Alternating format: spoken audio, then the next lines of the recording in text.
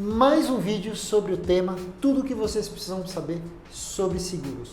Nós estamos com uma playlist aqui no canal, nós trouxemos Bernardo da Franqueira Corretora de Seguros, nosso parceiro quando o assunto é contratação de seguros, para esclarecer diversos temas sobre esse universo. Perguntas que vocês sempre fazem para a gente no particular, a gente compilou isso tudo e resolveu criar isso aqui para vocês acompanharem. Então, vamos ao tema de hoje. Como é que funciona a questão das classes de bônus do seguro? O que é essa coisa mágica, aquela coisa quando você vê bônus 10? Assim, esse é um negócio que a gente adora escutar, assim, um bônus 10, porque é um cliente que tem um histórico de muito tempo de seguro, sem sinistro. Mas aí eu tenho acho que dois grandes pontos assim.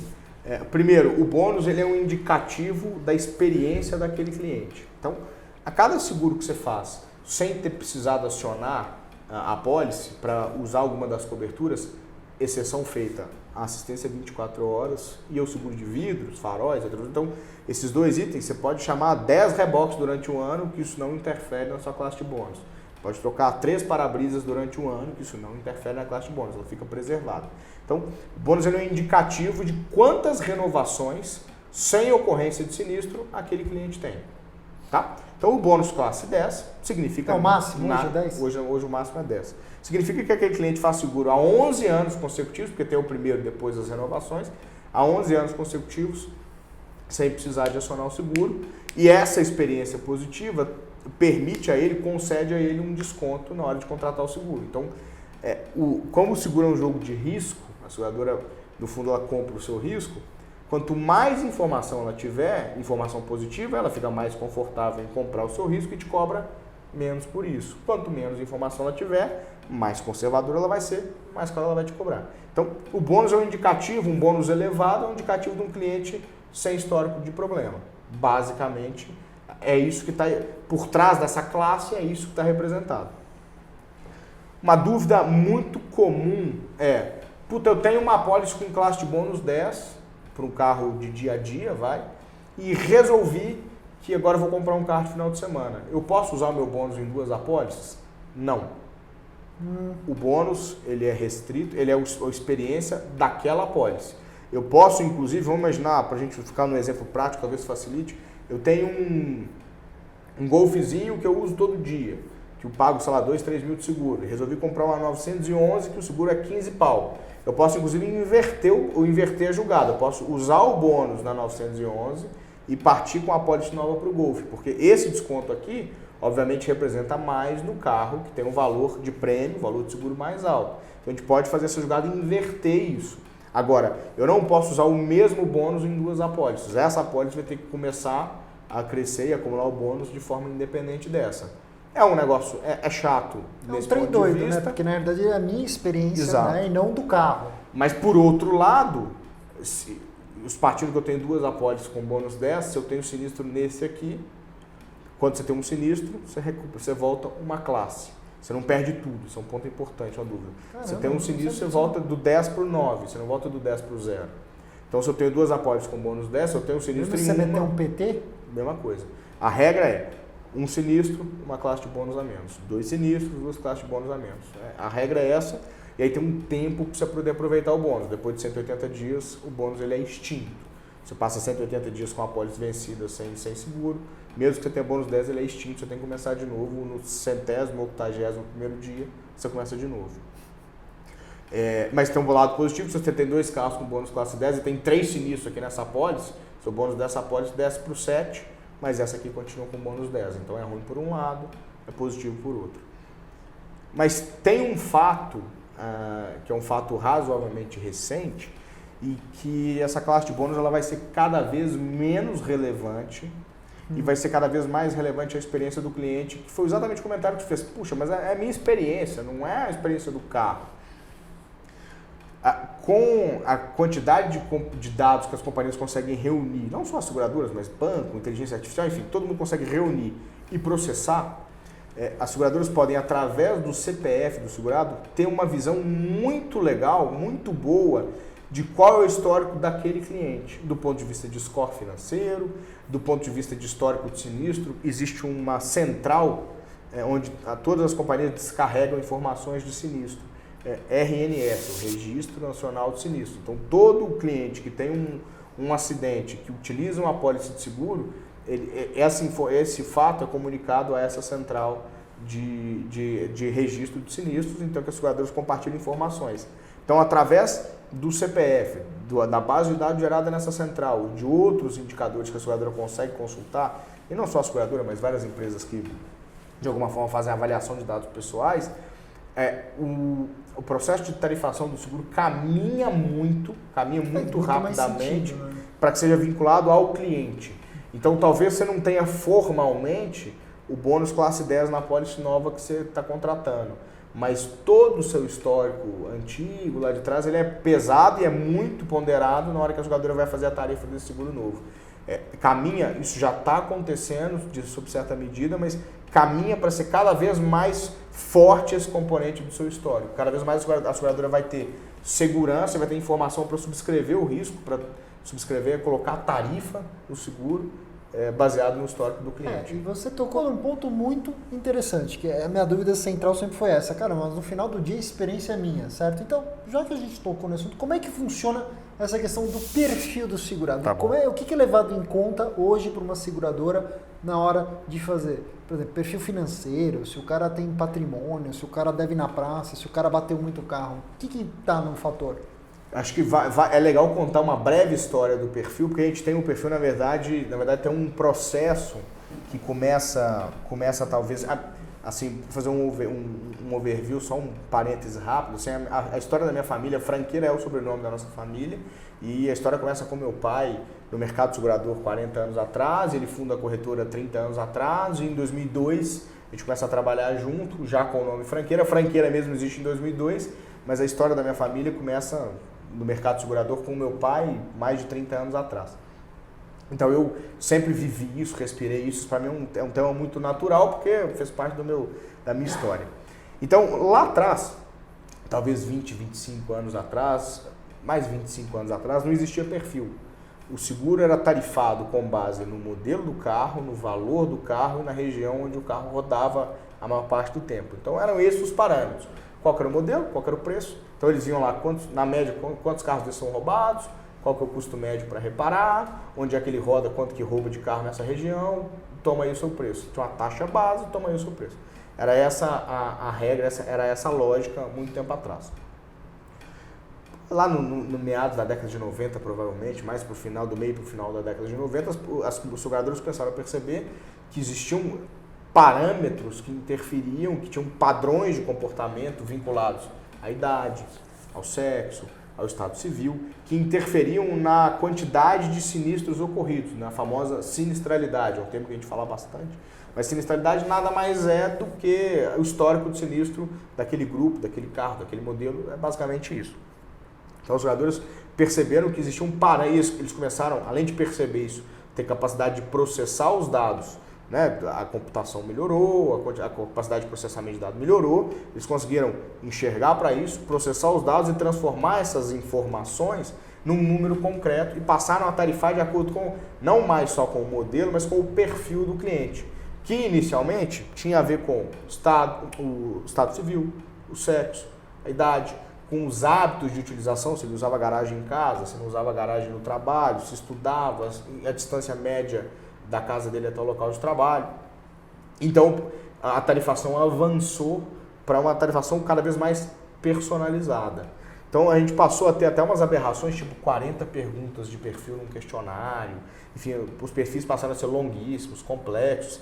Existia um momento que algumas seguradoras você tinha que listar todos os motoristas que moravam na casa. Disso. Era uma loucura, assim. E assim, aí isso começou a gente passa por uma outra fase, né? Isso começou a ficar muito complexo, começou a ter muita discussão, começou a ter muita brecha para o cara que queria às vezes fazer uma coisa errada. Coloca no perfil do pai, fala que é o pai que dirige. E aí começou... E outro é condutor eventual. Exatamente. Quem nunca? Existia a fatura... Eu nunca. Existia a figura do condutor eventual, hoje não existe mais. Hoje você lista lá o condutor principal e quem for eventual pode dirigir sem restrição desde que seja habilitado. Mas a seguradora vai avaliar isso no momento do sinistro. Mas enfim,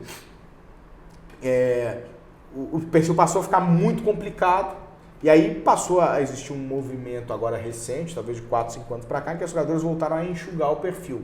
De novo, cada vez mais informação, cada vez mais condição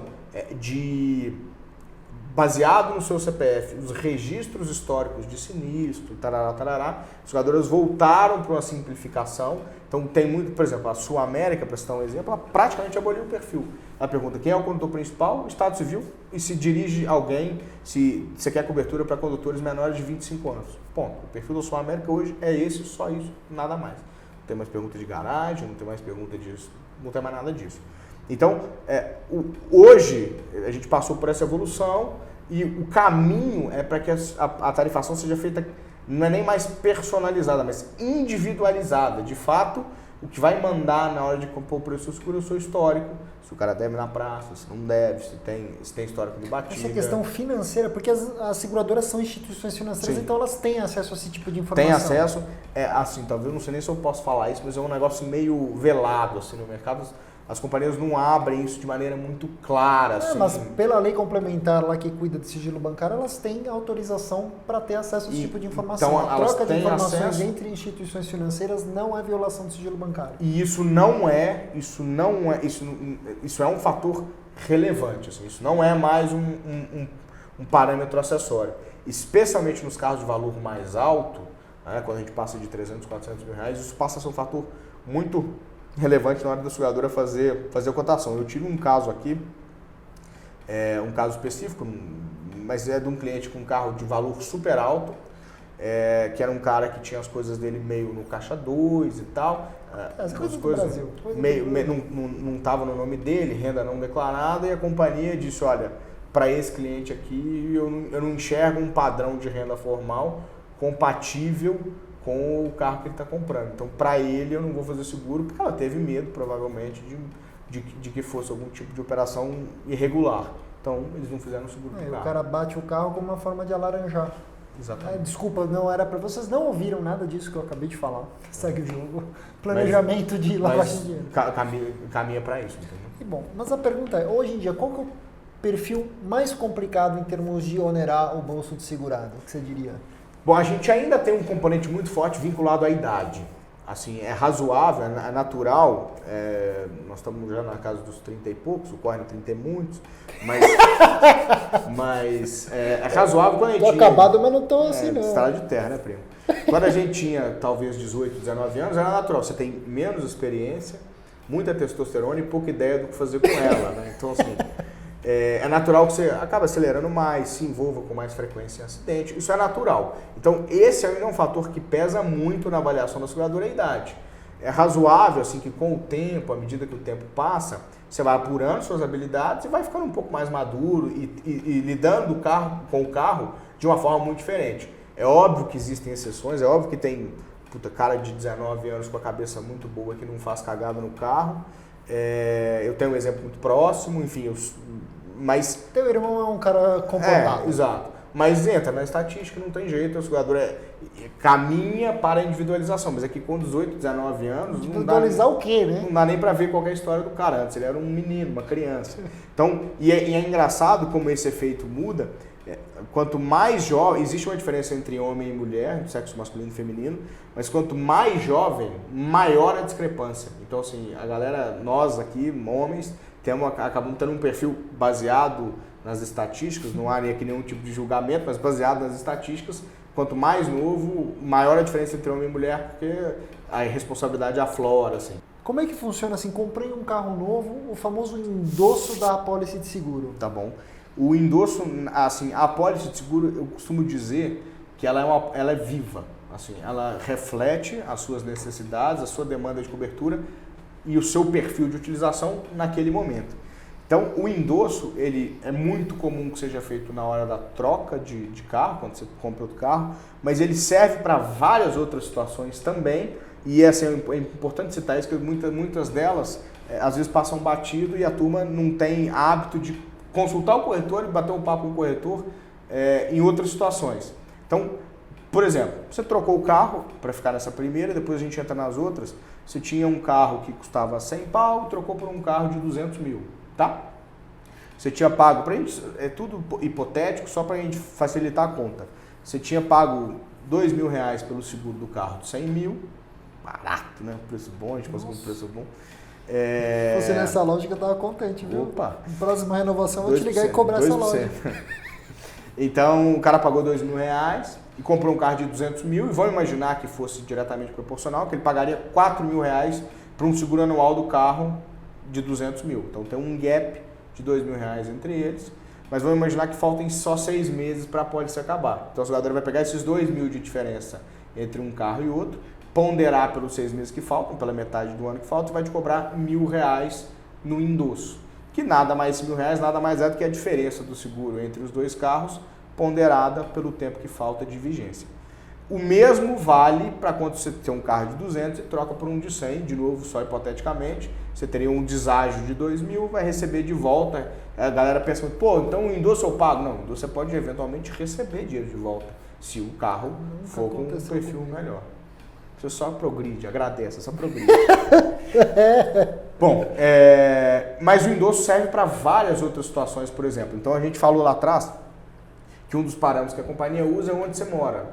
Se está numa região que está mais ou menos histórico de roubo, isso faz diferença no preço do seguro. Então, pensa que se você mudou de uma região X para a região Y, do endereço X para o endereço Y, liga para o seu corretor e fala, cara, preciso atualizar minha pólice, porque isso pode, num eventual sinistro, ser um fator que dificulte a receber a indenização. Porque você pode ter tido um agravamento do risco, ou eventualmente até uma redução do risco, que vai receber uma grana de volta, mas se ocorrer um agravamento do risco, você precisa complementar o prêmio, complementar o valor pago por isso. E o que pode acontecer? Vamos imaginar que hipoteticamente você esqueceu de avisar, não falou nada, e o carro foi roubado na porta de casa. Essa mudança foi um fator decisivo para que o roubo tenha ocorrido. Se você não comunicou isso, a seguradora pode ter problema na indenização. É comum que em situações como essa a companhia use o bom senso e perceba que não existiu má fé. Foi simplesmente um esquecimento da mudança no local de residência. E pode ser que a companhia tope pagar o sinistro, não tenha problema, mas pode ser também que você tenha dificuldade. Isso serve para mudança de estado civil, se você tinha garagem no trabalho, para as companhias que, por exemplo, a América não tem essa pergunta, mas para Porto Seguro tem, para a Liberty tem. Se você tinha um estacionamento que você parava no trabalho, às vezes você perdeu aquela vaga, você mudou de trabalho, não tem mais estacionamento. Tudo isso é importante, que mudou algum dos hábitos, algum dos parâmetros que estão lá na sua pólice, que foram considerados na hora de fazer o preço. É importante que você entre em contato com o corretor e faça um endosso. Então, por isso eu digo que a pólice é viva, ela vai refletir a sua demanda e os seus hábitos naquele momento, entendeu? Beleza. Galera, esse foi mais um conteúdo dessa série, tudo o que vocês precisam saber sobre seguro, com os nossos amigos da Franqueira Corretora de Seguros. Trouxemos Bernardo, da terra do pão de queijo, para cá, para justamente abordar esse tema. A gente sabe que o tema é complexo, que ele é extenso, e vocês devem ter ficado com algumas dúvidas. A gente quer saber quais são elas. Deixe-as aqui nos comentários. E bom, se vocês nos conheceram agora, não se esqueçam de se inscrever, ativem a notificação no sininho, deixem um like. Isso ajuda o canal a crescer e vocês a não perder tudo de novo que a gente faz por aqui sempre. E nesta tela final, vocês podem ver mais vídeos dessa série de conteúdo sobre seguros.